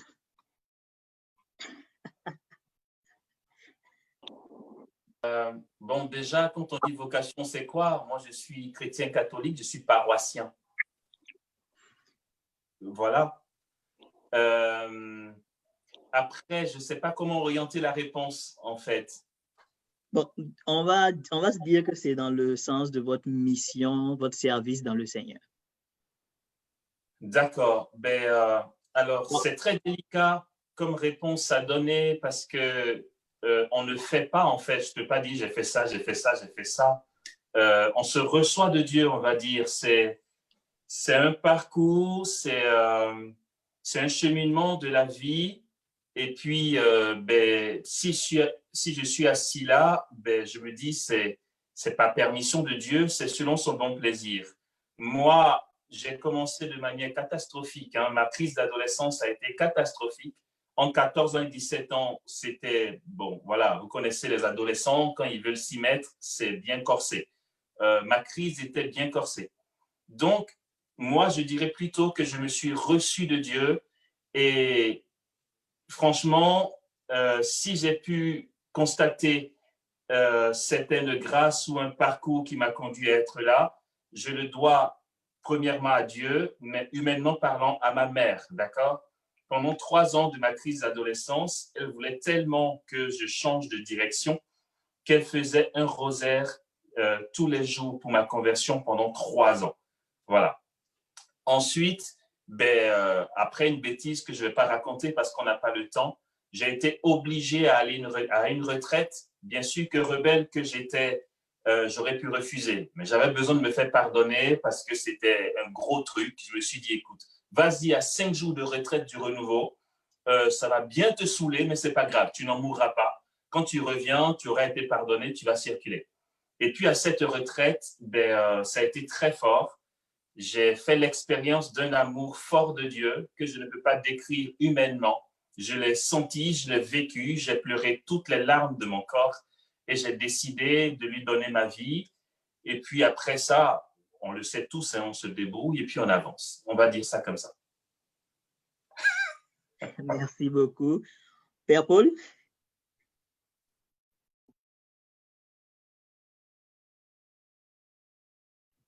Je pense que vous êtes sur mute. Oui, je suis encore sur mute, je m'excuse.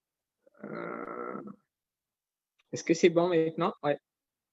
Alors, honnêtement, je ne sais pas quoi répondre, comment répondre à cette question, mais tout ce que je peux dire, c'est que la plus belle expérience de vie que j'ai pu faire en tant que chrétien, donc chrétien, et ensuite donc, dans ma dimension de vie sacerdotale aussi, la plus belle expérience que j'ai pu faire, c'est celle de l'Esprit Saint. De découvrir qu'il est vraiment vivant et donc qu'il est capable de fertiliser nos vies à une dimension qu'on n'imagine même pas. Donc, ce que je dirais, c'est qu'il a toujours été là comme surtout à partir de mon diaconat, c'est là où je fais encore plus d'expérience de l'Esprit Saint. Il a toujours été là pour me guider. Puis quelque part, je n'avais aucun lien, je vais peut-être raconter cette petite anecdote, je n'avais aucun lien avec le renouveau charismatique, mais tout ce que je sais de la vie charismatique, c'est le Seigneur qui me l'a fait découvrir au quotidien. Mais je me rappelle encore que quand je devais devenir prêtre, quand j'étais au Sénégal, j'avais décidé comme ça de tout abandonner. Et puis là, c'est une dame du renouveau charismatique qui me dit mon père, le Seigneur vous veut. Je dis encore ceux-là, eux, des gens qui entendent partout Dieu là. Et donc, je t'en soutane et puis elle me dit prenez un pain de vie, le Seigneur va vous parler. Je dis encore ceux-là. Puis là, je prends le pain de vie dit toi, viens sur moi. Et je repars à la messe du Père Abécan. Dans le temps, c'était le Père Abécan qui faisait ses messes à Saint-Jean-de-Cocody. Je repars pour la distribution de la communion. Et là, encore une autre dame du renouveau qui me tend un panier, qui me dit vous pouvez tirer un pain de vie, etc. Et je tombe encore sur toi, viens sur moi. Et là, la dernière parole que je trouve dans le pain de vie 2 semaines plus tard, où je demande à un de mes amis, écoute, quand tu prendras un pain de vie, dis que c'est pour Paul. Alors, quand il me ramène le pain de vie, c'est marqué dessus, toi, viens sur moi, je te révèle d'habit de croix. Je pense qu'à nous de les découvrir au quotidien. Alors voilà, mon expérience, elle est multiple et je suis sûr confiance du Saint-Esprit, mais on n'est peut-être pas attentif à ces passages. Merci beaucoup, Père Stéphane. Merci. Alors, moi, je vous ramène à mon récit autobiographique, Le Fils de tant de larmes. Mais en fait, il est aussi proche du témoignage du frère Amos. C'est avec la grâce de Dieu que je suis devenu chrétien et prêtre aujourd'hui, mais cette grâce est passée par un canal. Ma mère, elle a prié et elle a pleuré de nombreuses années. Et j'ai encore souvenance que cette décision, je l'ai prise à ICIA, à la communauté des béatitudes, au cours d'une veillée de la Pentecôte. Il y avait des carrefours sur les vocations. Et puis bon, moi, j'étais un peu perdu. Et puis, c'est là que le désir de devenir prêtre va commencer à grandir en moi. Vous savez, le Seigneur, c'est un très bon pécheur et il sait toucher le point faible, je dirais. Et moi, je suis amoureux de la langue française. J'aime bien ça, les belles expressions. Je pense que j'ai hérité ça de mon grand-père. Et quand je me convertis, il y a une chose qui me séduit, ce sont les préfaces.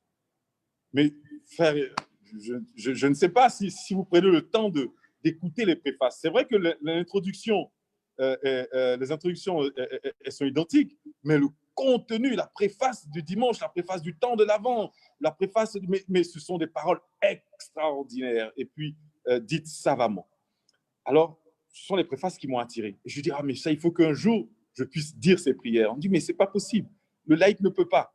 Je dis, mais je ne peux pas rester dans la nef. Il faut que j'arrive au cœur. Mais en même temps, devenir prêtre pour quelqu'un qui a vécu dans la volupté, quelqu'un qui était un épicurien, tout laisser pour devenir prêtre, c'était un peu difficile. Donc, j'étais partagé. J'étais partagé entre le privilège du service à l'autel et je voulais jouir en même temps du plaisir du lit conjugal. Alors, je dis, je serai diacre permanent. et l'actuel vicaire général d'Abidjan, Monseigneur Pierre Claver Esso, Dieu est passé par lui et puis il m'a dit, mon fils, laisse tes histoires de diacre permanent, entre au séminaire. Et voilà, donc Dieu est passé par lui et c'est comme ça que petit à petit, en fait, en un mot, c'est être à l'écoute de l'Esprit Saint. C'est être à l'écoute de l'Esprit Saint. Voilà. Et je ne regrette pas. Oh, merci beaucoup, c'est encourageant. Il y a une question pour le Père Stéphane. Beaucoup de gens réclament en fait votre enseignement d'hier. En fait, ils se demandent en fait quand est-ce qu'ils l'auront sur la page Vie dans l'Esprit. Donc, je suppose comme il y a un avant Pentecôte et un après Pentecôte, ça ne s'arrête pas à la Pentecôte. J'espère qu'on pourra avoir votre enseignement. Ils l'auront ce soir parce que hier, avec les problèmes de connexion, le Père Paul m'a tout de suite appelé et il m'a fait cette suggestion de l'enregistrer par vidéo. Et je devais normalement faire la publication depuis. Mais avec les charges, c'était un peu difficile. Et donc, tout à l'heure, peut-être dans 10-15 minutes, nous allons mettre cet enseignement en ligne. Parfait, merci beaucoup. Alors, nous arrivons au terme de notre échange. On s'excuse pour toutes les questions auxquelles on n'a pas pu répondre. Dépendamment de ce que l'Esprit Saint inspire, peut-être qu'il y aura d'autres occasions de répondre à ces questions-là. Puis, on va terminer peut-être par la prière et pour juste rendre gloire à Dieu, en fait, pour cet échange que nous avons eu ce soir.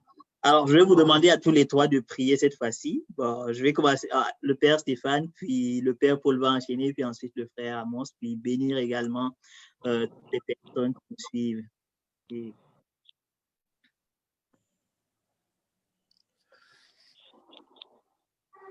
Alors, nous allons nous tenir dans la présence de Dieu.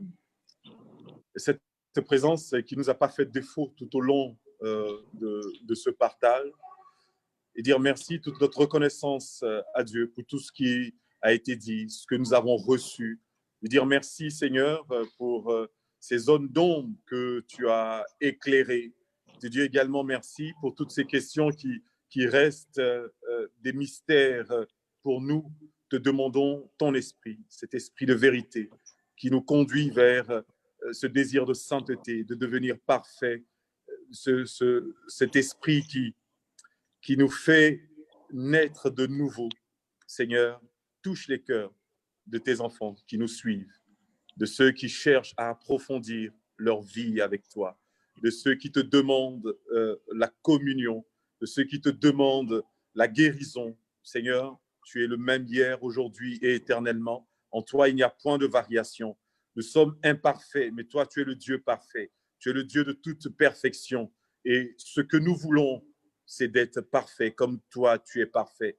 Que ce temps de cénacle soit une véritable communion pour nous. Que là où nous sommes, que nos maisons soient transformées en cénacle. Mieux, Seigneur, que nos cœurs soient un véritable cénacle. Viens nous effuser pour que nous puissions sortir de nos peurs, peur de te parler, peur de te rencontrer, peur de prendre une décision, peur de tout laisser, peur de renoncer, Seigneur.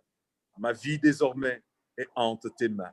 Trop longtemps, j'ai voulu être maître de ma vie. Aujourd'hui, Seigneur, je t'établis comme le Seigneur et le maître de ma vie. Fais de moi ce que tu veux, ton enfant. Fais de moi un instrument de ta gloire. Fais de moi un saint pour notre monde. Merci, Seigneur. Merci pour tout ce que tu fais. À toi l'honneur, la gloire et la louange.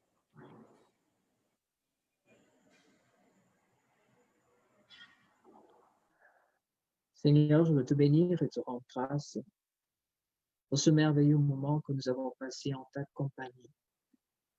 Pour chacune des personnes qui a pris du temps pour pouvoir écouter et entendre ce que tu as mis aux lèvres de tes auditeurs.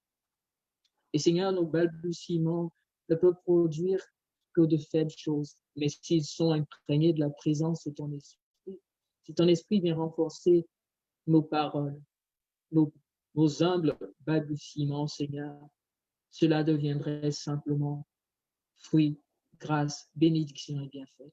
Et c'est ce que nous voulons te demander en ce dernier moment de partage.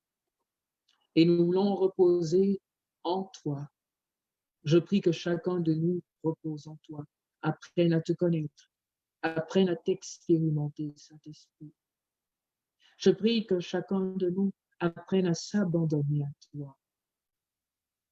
Seigneur, ce temps que nous connaissons nécessite de vrais témoins.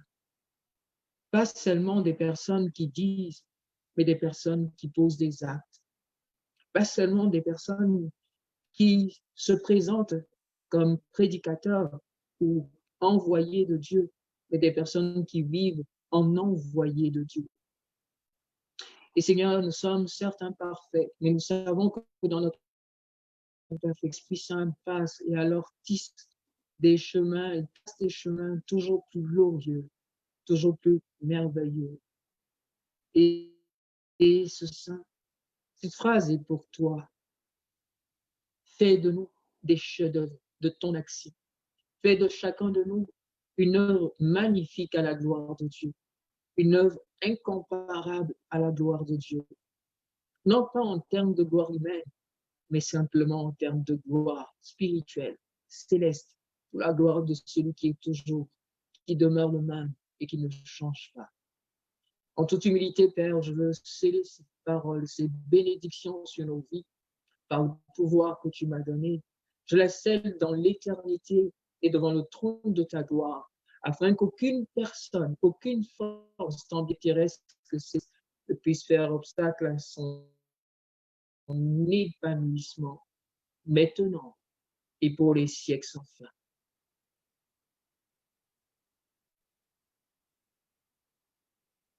Seigneur, merci pour ce moment que tu as permis et tout ce que nous avons entendu, tout ce qui nous a édifiés.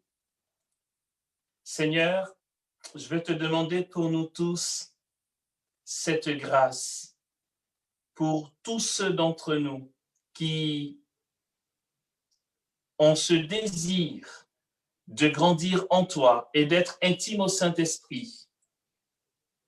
Tous ceux d'entre nous qui aimeraient vivre concrètement au quotidien tout ce qui a été dit. Seigneur, nous te demandons de ne pas regarder à ce que nous sommes capables de faire, mais nous te supplions de nous faire don de ce que nos cœurs désirent.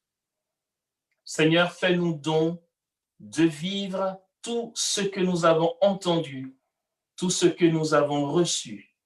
Fais-nous la grâce de voir se réaliser concrètement toutes les résolutions que nous avons prises. Seigneur, nous te le demandons par l'intercession de la Vierge Marie, épouse du Saint-Esprit. Sainte Vierge Marie, ta salutation à la visitation a provoqué pour Élisabeth et pour Jean-Baptiste une effusion du Saint-Esprit. Sainte Mère de Dieu, reste avec nous, demeure avec nous, et que le mouvement de ton manteau virginal souffle sur nous le Saint-Esprit, toi qui es mère du Verbe, celui qui baptise dans le Saint-Esprit. Marie, prie avec nous, que nos désirs en Dieu soient comblés, mais bien encore au-delà, infiniment au-delà de ce que nous pouvons demander ou même concevoir. Réjouis-toi Marie, pleine de grâce, le Seigneur est avec toi. Tu es bénie entre toutes les femmes, et Jésus, le fruit de ton sein, est béni. Sainte Marie, Mère de Dieu, prie pour nous pauvres pécheurs, maintenant et à l'heure de notre mort. Amen. Amen.